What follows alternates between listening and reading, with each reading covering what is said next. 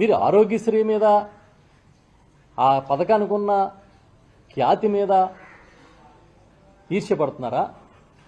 దీనివల్ల జగన్మోహన్ రెడ్డి గారికి పేరు వస్తుందని ఆయన మీద ఈర్ష్యపడుతున్నారా? దేనికోసం ఈ పథకాన్ని ఆపేస్తున్నారు?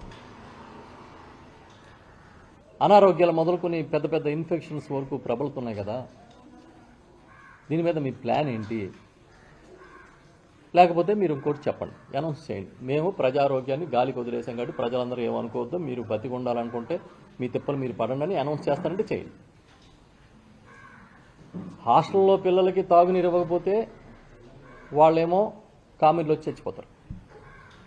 ఇంకో గ్రామంలో ఊరు మొత్తం మీద ఎందుకు చనిపోయారో తెలియదు, నీళ్లు కలుషితమో గాలి కలుషితమో 45 మంది చనిపోయారని ఆ గుంటూరు జిల్లాలో వార్తలు వస్తున్నాయి. పల్నాడు ప్రాంతంలో మీకు చెమ కుట్టినట్టనే లేదు.